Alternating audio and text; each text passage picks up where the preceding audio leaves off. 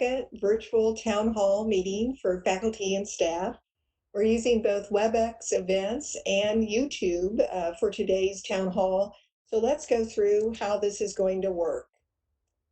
And let's see, I am trying to advance my slides. As you've learned from many of my other presentations, I am not the most technically competent. So I'm going to ask Megan to help me advance my slides. Megan, can you do that?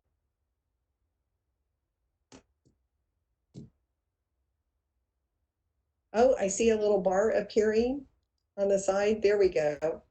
So here are the instructions for our virtual town hall meeting.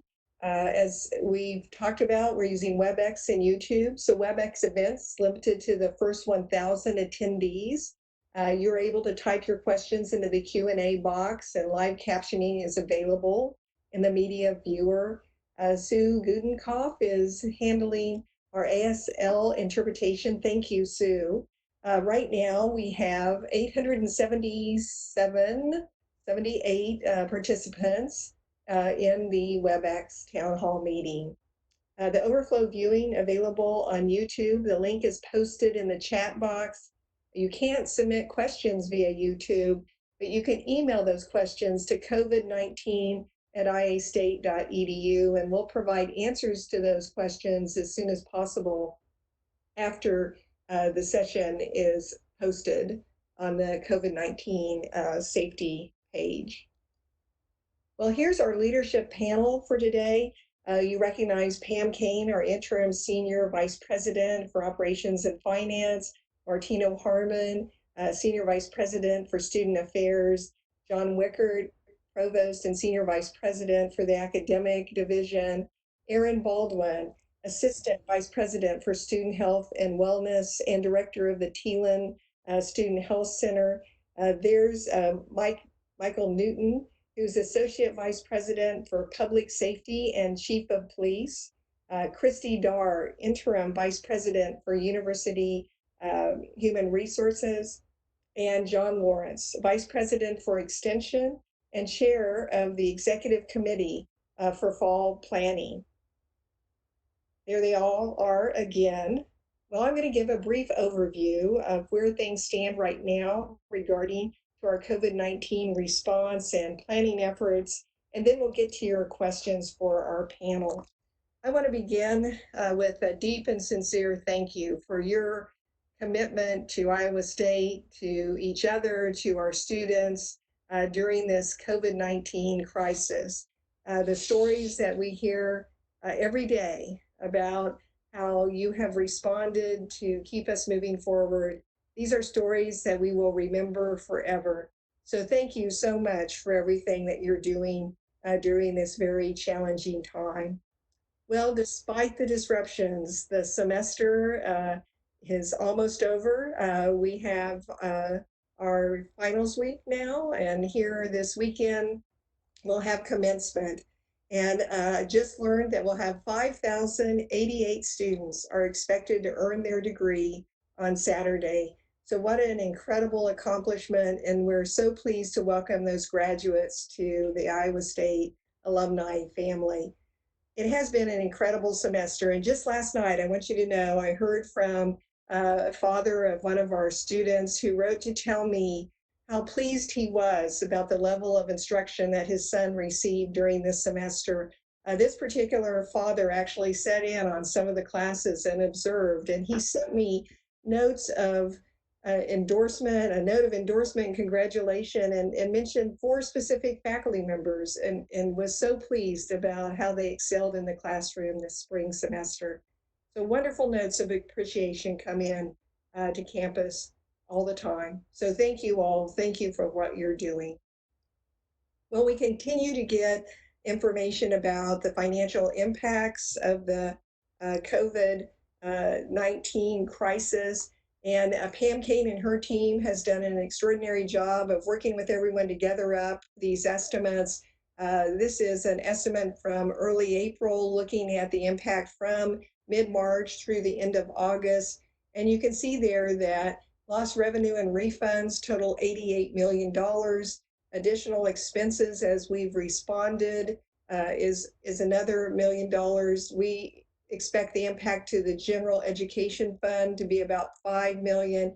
And right now we don't have a good handle on what has been the impact on what we do in our research. But again, my thanks to Pam Kane, to Bonnie Whalen, and the entire institutional budget management team for what they're doing, as well as all those finance and fiscal officers out in all the units around the university. When we think about federal support, the Federal CARES Act so far has provided to the university $21.6 million.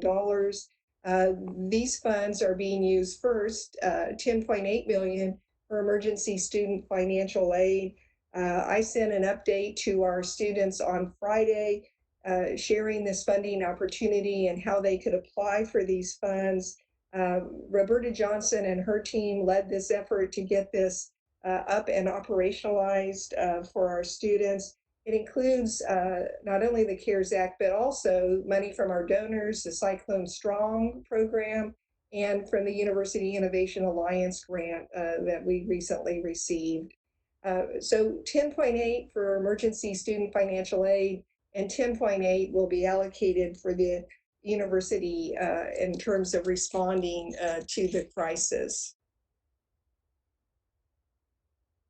Well, where are we with our fiscal year 21 budget? We are busy planning. The Board of Regent proposal at this time shows that they are going to hold fall 2020 tuition rates at the same level of this year. They may reconsider what they would do for tuition in the spring of 2021. We did our planning expecting a flat state appropriation, but we know the state has experienced tremendous losses due to the slowdown of the economy. So we'll see what happens when the state legislature reconvenes. I'm hearing now that that might be on June 1st, that they might be operating during the month of June to set a budget. We're also planning for reduced enrollment. Our enrollment management team is taking lots of steps to understand what the enrollment might be for this fall. They're also taking some very positive steps, working with our deans, department chairs to think in a different way about how students may come to Iowa State this fall. For instance, international students who can't travel back due to visa issues, they might begin at Iowa State completely through virtual instruction. So they're doing many, many actions to help us think about how we can continue to serve our students and bring students to Iowa State. Well, thinking about decisions, the situation that we find us in require us really to be quite frugal and conservative in our planning. So we have a 5% budget reduction for fiscal year 21, in part due to the projected student decline in student enrollment. But so that 5% budget reduction has been allocated out to the 3 divisions, and they're doing differential allocations across their divisions. We've also decided that there will be no performance-based compensation increase for our faculty and P&S staff. The merit increase as stipulated by the contract negotiations will occur, and promotion and tenure increments will continue as they always have. We've also asked units to plan for a 5% budget reduction for fiscal year 22. Well, gearing back up. The governor announced last week that a number of activities would be allowed now across the 77 counties that don't seem to have a severe problem as some of the other counties in the state. But at this time, we're still considering what the next step should be to achieve that change here at Iowa State. So we're asking everybody to pretty much continue on as status quo right at this time. So employees who have been working remotely should continue to do so. Certainly, you're permitted to come back into your office to perform necessary job functions, but always practicing social distancing. And then we want everyone to be thinking about infection mitigation strategies wherever they are. But for those of you that work on campus and have continued to work on campus, thank you for everything you've done to stay safe and follow good practices. And thank you again for those of you that have been working at home. We'll be in touch soon with more information about how we gear back up campus after this big change that occurred in mid-March.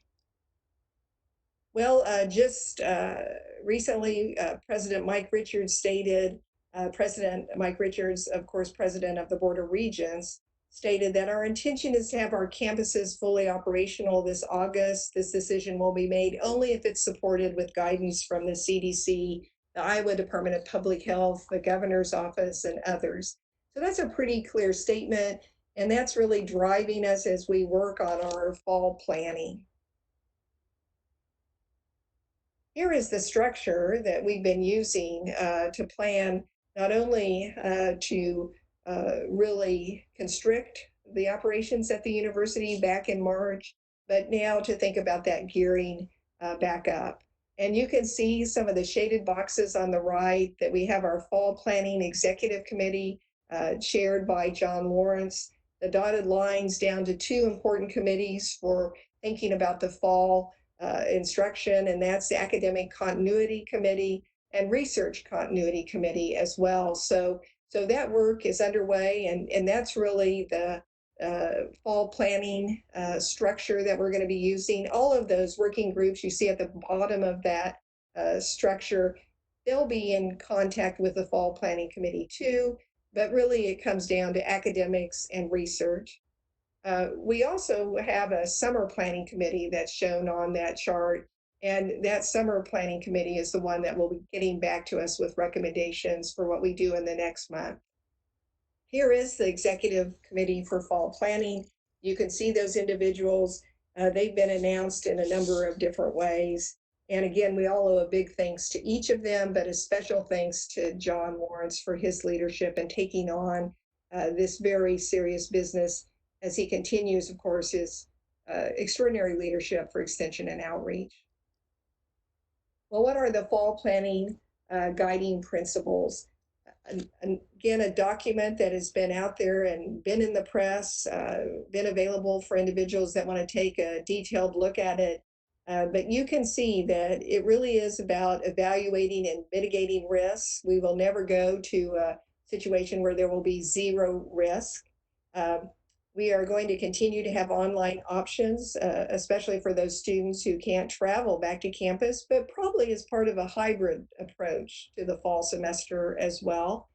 It's about the continuation of our research programs, helping our campus visitors be able to access programs here as appropriate, and then being prepared if we have to for a reversion to full virtual instruction if the conditions warrant that. And as I said earlier, or rather as President Mike Richards said in his statement, if we're going to do all of this under the guidance from the Iowa Department of Public Health and the Centers for Disease Control. Well, faculty and staff, we know this has been hard on you. I think it's been a difficult thing for all of us all around the world as we've responded to the COVID-19 crisis. And I want to remind you that here's a set of resources. You received a note last week from Christy Darr, Aaron Baldwin, and Mike Newton, and they provided you with a set of these links and the resources available that you can find assistance at. This again is all shown on the COVID-19 safety page. I want to take a moment now to reemphasize the importance of self-care. It is really important that we think about our own health, our own safety, and that we are also showing that care for our families and for our friends and for our coworkers. So I hope everybody is reaching out to provide a message of care and concern. I know that our supervisors are in contact with their employees, and I know that that good communication is going to continue. It's really critically important because now we're going into this new phase with a lot of questions about how we do gear back up campus, how we do plan for the fall. So I encourage everybody to take care of yourself and to reach out and take care of the others around you. So now I want to open it up for your questions. Reminder that we have our panel of our senior leaders to help answer your questions. So please go ahead now, and if you haven't already, let's go to our Q&A box and look at the questions and see what's on your mind here today. Let's see. What will be the process to determine when faculty and staff will be required to return to working on campus, and what safety measures will be in place when that happens? So I mentioned just briefly that Chief Newton and his incident command group are doing the recommendations for gearing back up campus for summer. And so this week, we will be having those conversations and making a set of decisions on what that looks like, and we'll be getting back to you just as soon as we can with some more information. The next question is, has there been any insights to money saved due to people working remotely during this time? Decreases in water, sewer, electricity, etc. I'll ask Pam Kane if I'm not aware of any effort to collect that at this point, but Pam, are you aware of any information about savings that might have occurred in terms of water, sewer, electricity? I do not have the information right now, but we are tracking it. Great. Similar to how we do at the holiday closure. Great. Great. So we'll have that information in the future. Great. Let's see. Do we know what percent enrollment, or do we know what the percent reduction is for summer enrollment? And I'll turn that over to John Wicker. John, do you have any information about that particular question? Yes, President Winterstein. So as of last week, we were tracking about 8,600 students who are currently registered for summer courses. That's down somewhere between 6 and 7% relative to where we were about a year ago. Undergraduates represent the largest portion of that decline. And just as a reminder, of course, all of our summer courses are being taught online this year. Right. Thank you, John. The next question is, some potential students planning on graduate school are asking if Iowa State plans to waive the graduate admittance test for fall 2020 since they couldn't set for the test. John, could you take that question as well? Yeah, to my knowledge, those requirements have not been waived, but typically graduate programs at the department and program level set their own entrance requirements and make their own decisions regarding admissions. Great, great, thank you. The next question is, will ISU purchase personal protective equipment for instructors? So again, this is part of that big fall planning effort. What type of equipment is needed? What do we need to provide? So we'll have more information about that in the near future. Right now, we're certainly purchasing a lot of cloth masks once the CDC made that recommendation, but we'll have more information about the fall PPE equipment for instructors in the next month or so. Everyone is worried about furloughs. Do you feel that is on the table at this point?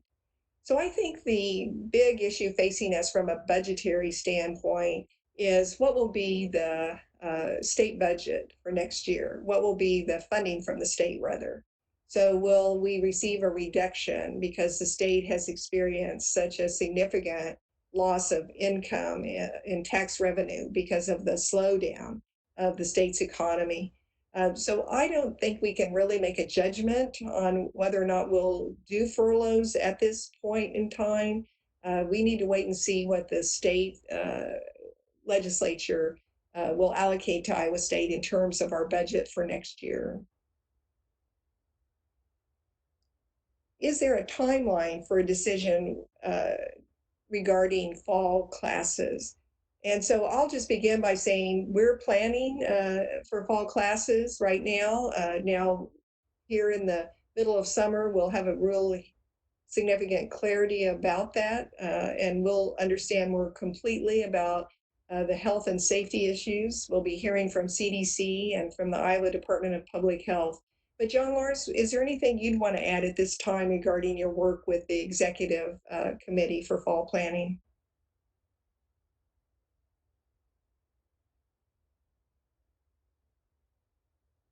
So John, I think you're muted. Sorry. Turned on the camera, but not the sound.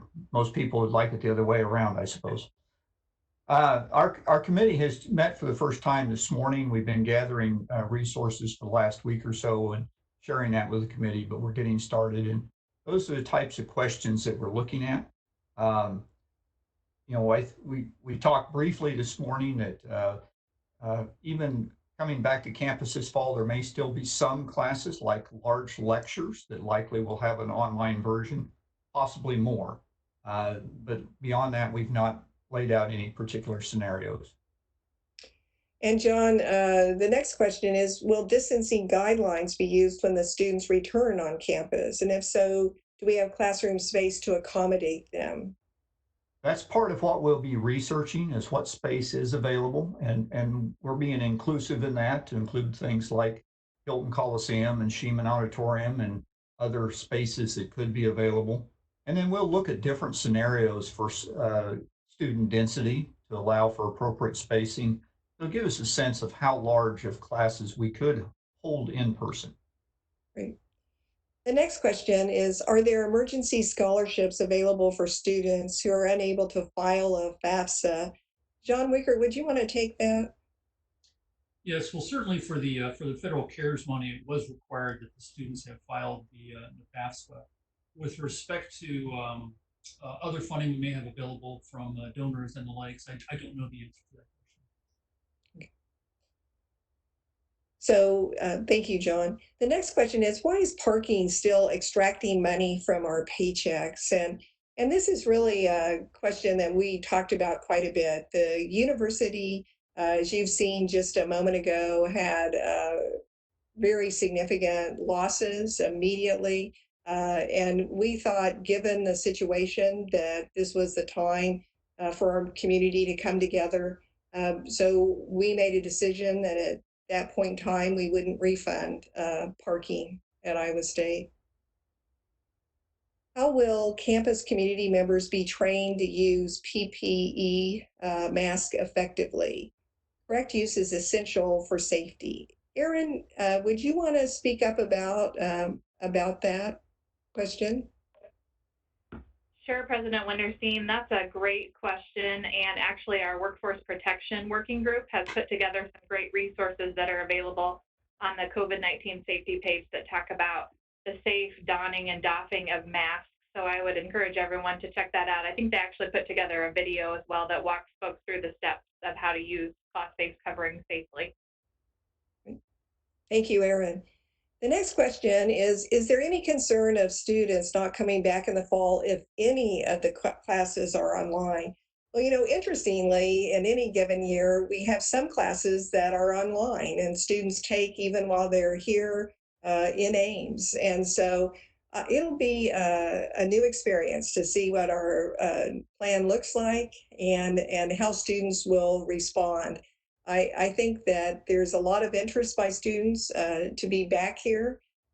So we'll learn a lot more as our plan develops and we hear from students. I know that Senior Vice President Martino Harmon is working hard to be sure that students are giving us feedback. Martino, would you like to share anything about your efforts to include students in the process? Absolutely. Thank you, President Winterstein. We certainly hope that students will come back in the fall, and if they come back, it'll be in a very safe manner. But we want to make sure that we're engaging students in the fall planning process. So our two leaders from student government, Morgan, and our leader from student government, Morgan, our leader from Graduate Professional Student Senate, Eleanor, they are involved on the research and the academic continuity committees, and they actually will be meeting with John Lawrence, who will talk with them about the broader initiative in terms of fall planning and how they can have a strong voice and give their feedback and also share feedback from other students. So we have reached out to them and we'll be meeting with them very soon, and we'll make sure that students have a voice in this process. Thank you, Martino. The next question is about the estimated date when we'll start to work back on campus. And so again, we have a summer planning group that's been working on that. And here in the next week or so, I think we'll have some more information for you about how we're going to gear campus back up. Let's see. The next question is, in the current climate, it appears unfeasible to hold large classes, for example, 200 for service courses. Converting these to virtual classes may deter enrollment. Is there a move to convert larger classes to smaller ones? John Wicker, would you want to take that question? Certainly.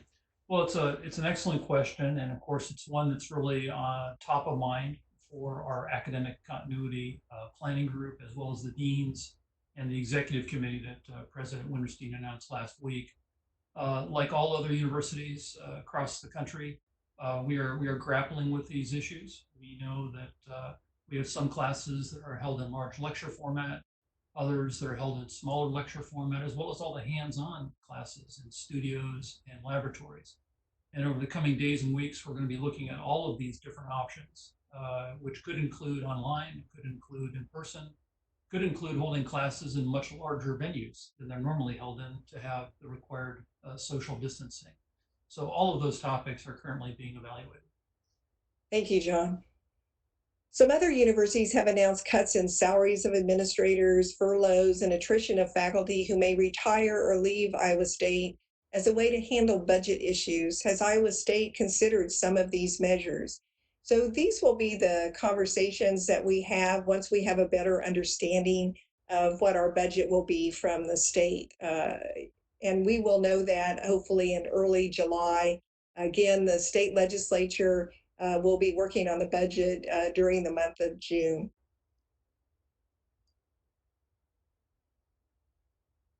And we just have a comment from the audience that they would rather have a furlough or a reduction in their salary than have people lose their jobs.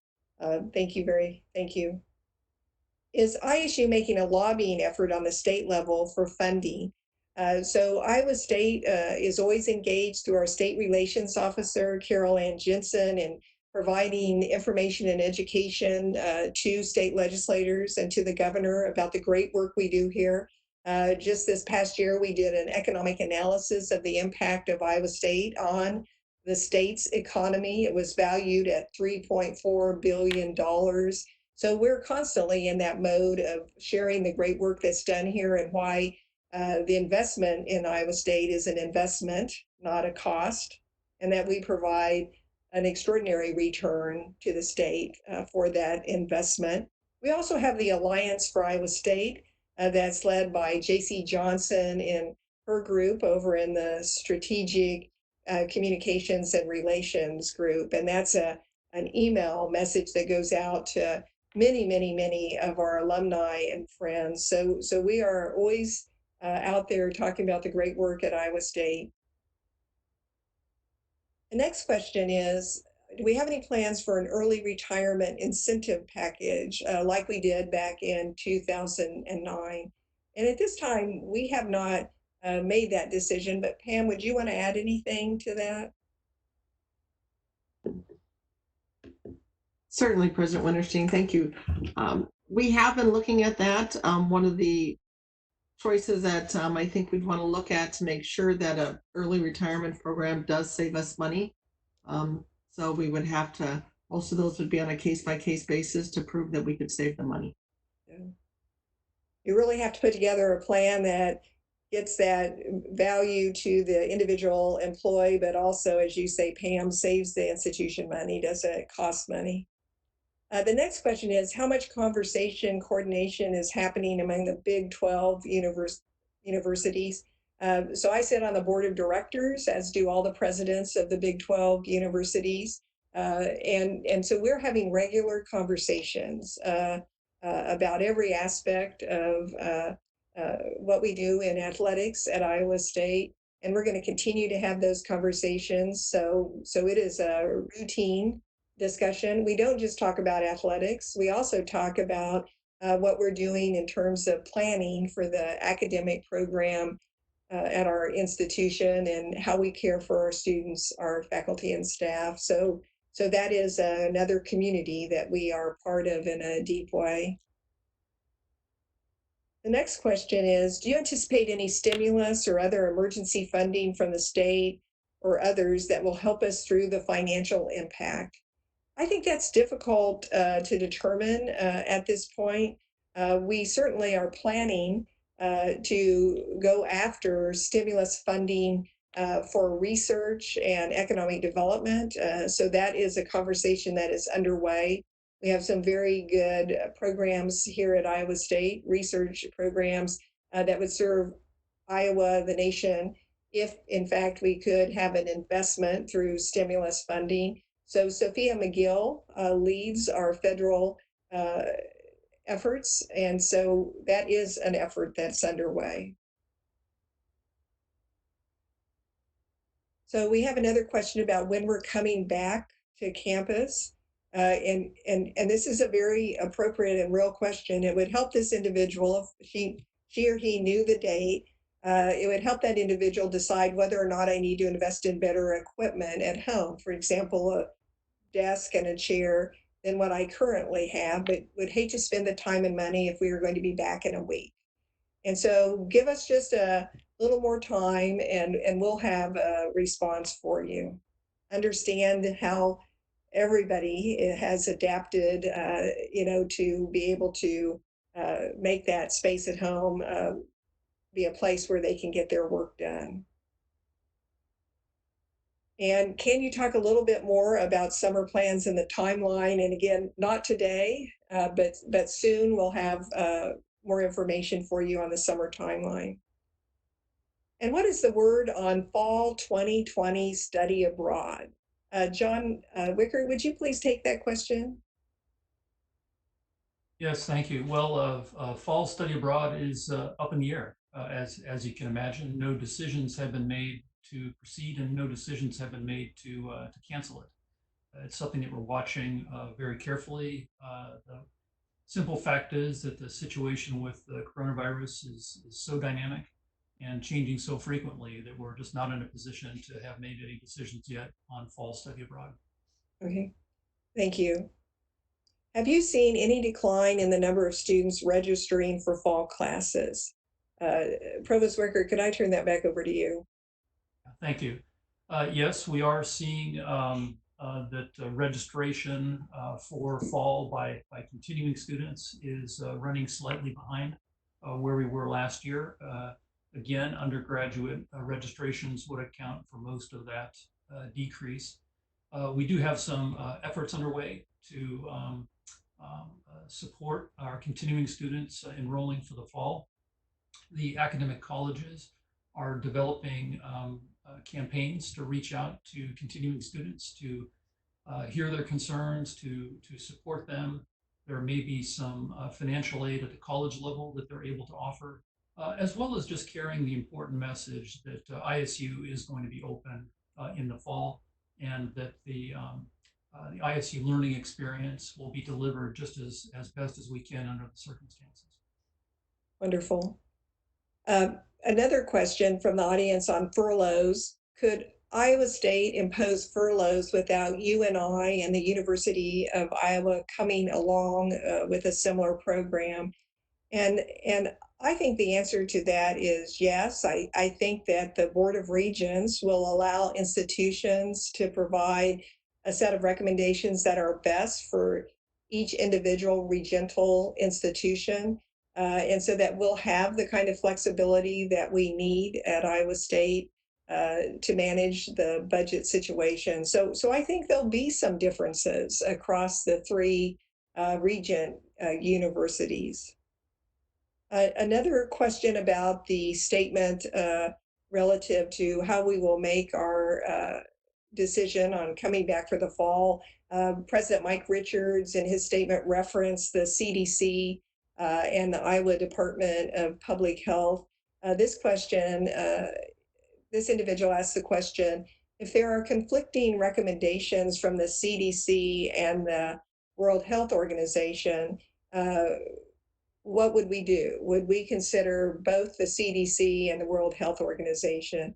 I think the answer is yes. I think that all the information out there will be evaluated and looked at, not only by the team here at Iowa State, but also by our friends at the University of Iowa and their medical school, and certainly at the Board of Regents. So I think all the information out there that is reliable will be taken into consideration. The next question is, what will happen to the Student Innovation Center opening timeline? Well, we missed the April 17th date, but I'll turn this question back over to Provost Wickert. Thank you. As the president mentioned, we were slated to have the grand opening on April 17th with Governor Reynolds in attendance, as well as many of our friends on campus. We had planned to move programming into the Innovation Center shortly after spring break, but of course that became impossible with the sudden changes we had to make. So we are still looking forward to opening the facility in the fall. But again, that plan will be very dependent on social distancing guidelines and guidance regarding having gatherings at that point in time. You know, the irony here is that the Student Innovation Center is a facility that is designed entirely around collaboration. Students working together, in teams, shoulder to shoulder with faculty, learning from them in studios, in labs, and in maker spaces. And the building is designed around informal collaboration areas as well, in classrooms and hallways. So we're just going to have to wait and see where we are in the fall with respect to being able to have that kind of programming. If we're able to, then certainly we'll use the facility. But if it's unwise from a health and safety standpoint, then unfortunately we won't be able to. Thank you, Provost Wickert. The next question just reemphasizes the need for us to get a decision made about the summer gearing back up, to do so as soon as possible, that families have childcare planning that they need to do, and the sooner they can know, the better they can plan. So we appreciate that feedback. The next question is, some of us don't work on campus or have a lot of interaction with students. Will the reopening process take into account these differences in the work environment? And I would say yes. Certainly what we've already done has taken into account the differences in work requirements. So we still have quite a few people working on campus every day because their work was needed to keep the university running. Others could work quite easily. Well, easily may not be the right word, but could work remotely from home and still carry out at a very high level their work. So we do take into account the various jobs and what needs to be done and where it can be accomplished. The next question is, with the university being forced to adapt to a virtual learning environment, what are the plans to continue more virtual learning? Provost Wickert, could I turn that question over to you? Well, of course, online instruction has been part of Iowa State for a long time, but we really can't wait to get back to the hallmark of the Iowa State experience, which is hands-on, practical, experiential learning. We are a residential campus, and we know all of the fantastic learning that takes place in the context of a residential campus. In the classroom, but outside the classroom as well. And that student experience, student leadership opportunities is a big part of what makes the Iowa State learning experience so valuable. And it's a big part of why our students are in such demand when they graduate and go out into the workforce. So we certainly have every plan to return to that culture of a residential campus. I think it's likely, though, that we will have a greater online presence in the future, not to the exclusion of other things, but certainly having more online in the future rather than less is probably likely. Great. Thank you. The next question is for Chief Newton. Do we know how many, if any, COVID-19 cases there have been at Iowa State? Yeah, so I do get a daily update on any cases in our county, and to date we've had no cases on campus. If we were to have a case on campus, we would go ahead and use the ISU alert system to notify our community. Great. Thank you, Chief. The next question is, why aren't there more college faculty and staff on the working groups that were announced last week? So last week was the Fall Executive Committee. Fall Planning Executive Committee was announced last week. And you will note that we had an article in Inside Iowa State on Thursday saying that after getting feedback, we added the president-elect of the Faculty Senate, Carol Faber, to the executive committee, and Amy Ward, president of the PNS Council, and heard that comment and responded to it. In addition, we have placed students and some faculty on some of the working groups, specifically the academic working group and the research working group as well. These are groups that are spending a lot of time right now developing responses to questions, providing their input, and it's a very short timeline on which we have to operate and to get the work done. So we chose to do these working groups and the Fall Executive Committee in a very really small numbers of people on each of these groups so that we could move forward quickly. The next question is, have you received any feedback this spring from students who were moved to online courses from a large lecture live course? Well, there was a survey that Martina Harmon and John Wicker coordinated. I think a sample size of 8,000 or 9,000 students received the questionnaire. Martina, would you want to take that question? Yes, thank you, President Winterstein. I don't have that data in front of me, but I do know the results from the survey. It was a relatively short survey that was constructed through a partnership through institutional research and student affairs.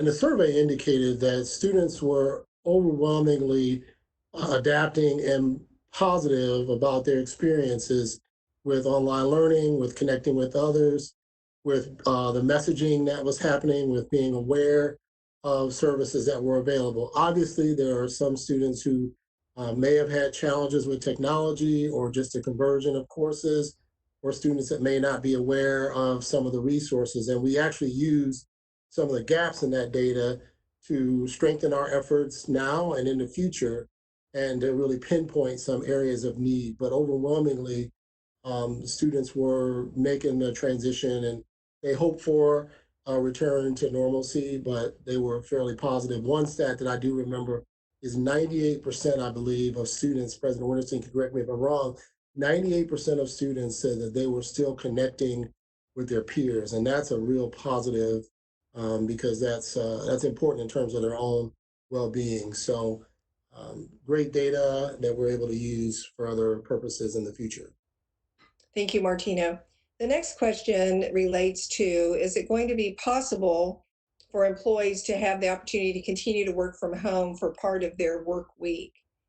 Given no raises, it would be a benefit to many to be able to work from home and save time and gas if that work allows it. We started talking about employees working from home, flexible work hours a couple of years ago. And I think we're going to be continuing that conversation. Let me have Christy Darr speak to this issue. Thank you, President Winterstein. Prior to COVID, as we anticipated some of the challenges for our workforce, we began to create a project plan that would integrate some flexible work opportunities for staff as we considered a path forward.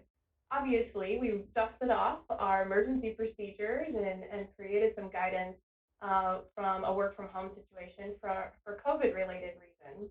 And I'm happy to say that the HR team is working again to adjust that previous project plan to incorporate some of our lessons learned from this COVID experience, getting feedback from staff and revamping that project plan so we can have that be a regular part of Iowa State's culture. So we appreciate and look forward to continuing that work. Thank you, Christy. The next question reads, as a faculty member and a parent of an ISU student, can you share anything regarding social distancing and health safety plans for the residential and dining services? What I do know is that Pete England is on the Fall Planning Executive Committee, will bring his expertise to that conversation. Martina, would you want to add anything to my quick response?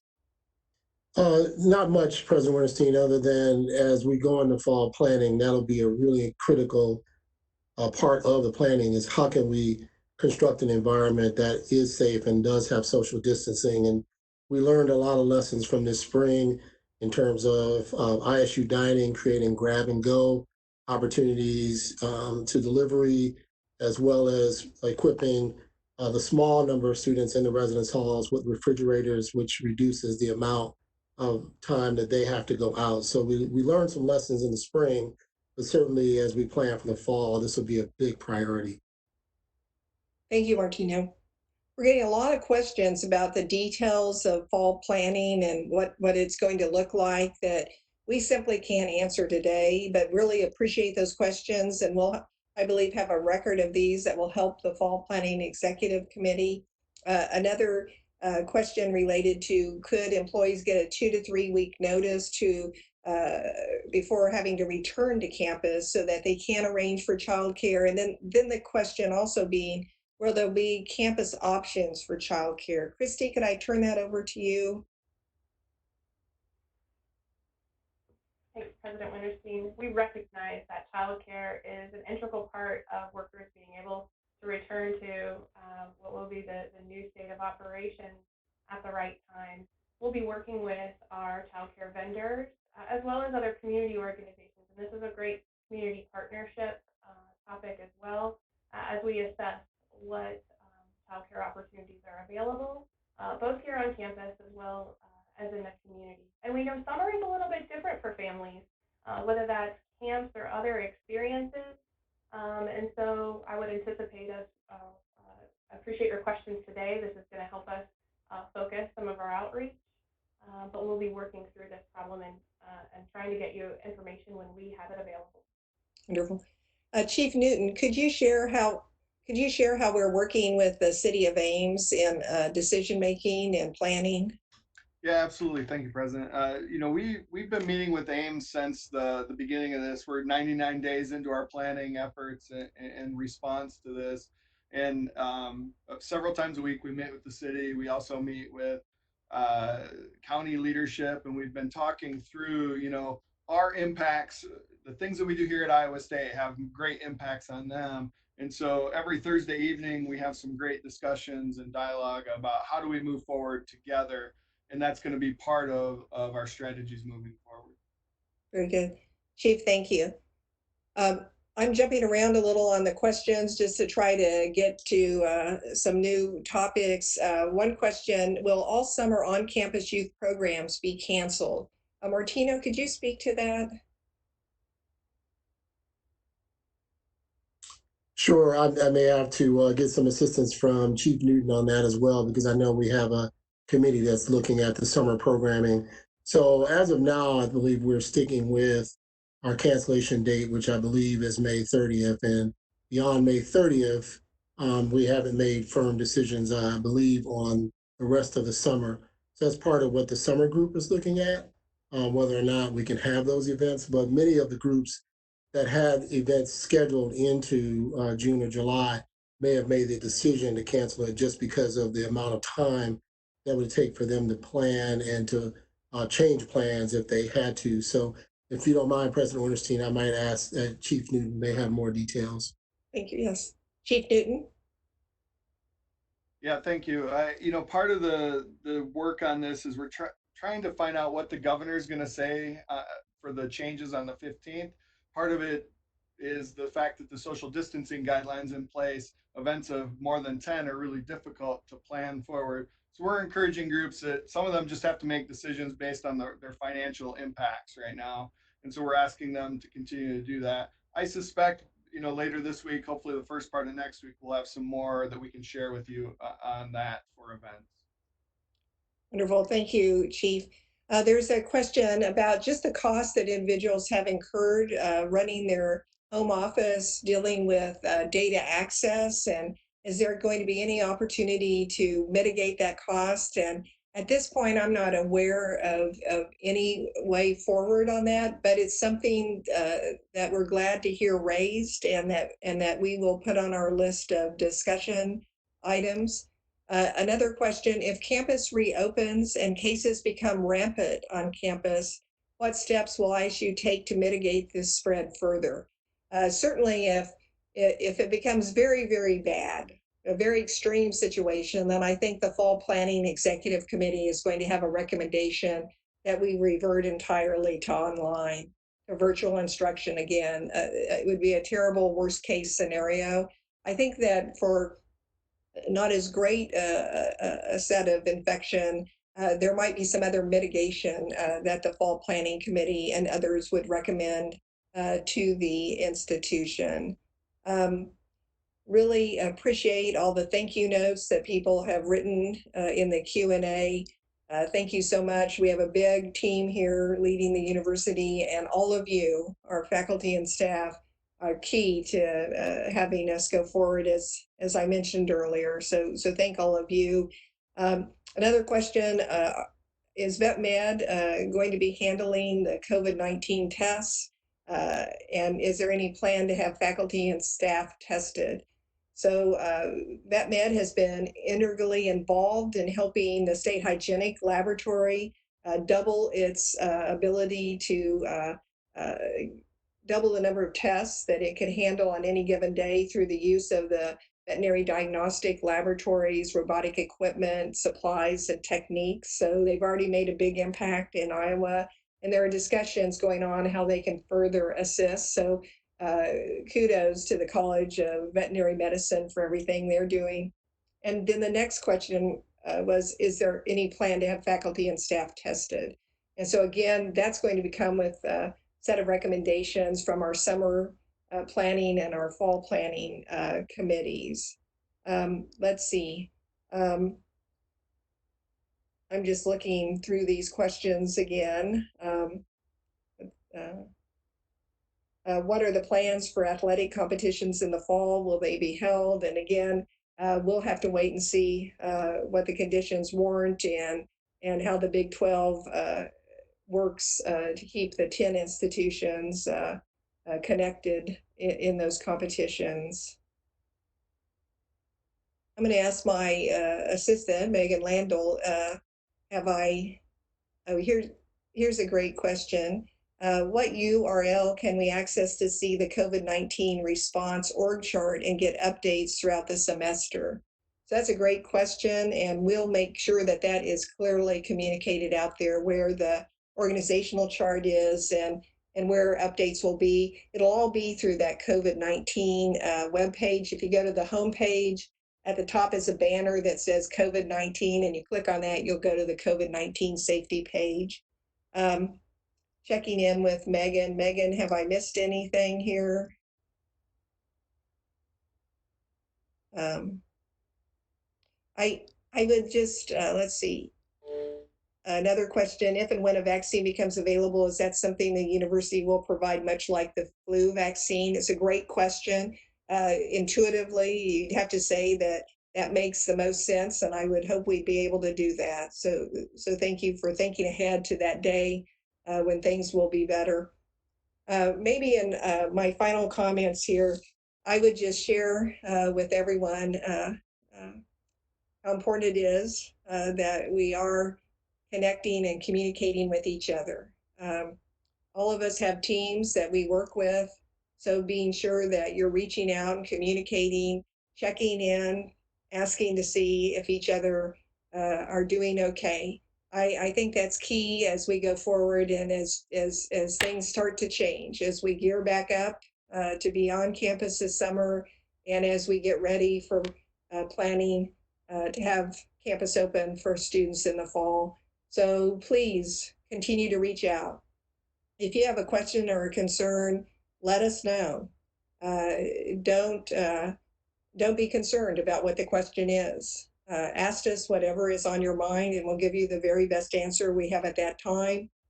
I hope you know that things keep changing, and that's changing our response. It's changing how we're able to do things. One lesson we've all learned in this COVID-19 crisis is that we have to be flexible. We have to be nimble. I think that'll be a permanent change for all of us going forward from this COVID-19 crisis. I'm just going to look here one more time, see if I have any other comments to take care. Again, lots of thank you notes. So it's so nice of you to join us today. We appreciate your engagement. We will be in touch again, and we'll continue to communicate. Give us your feedback. Thank you so much for joining this town hall meeting.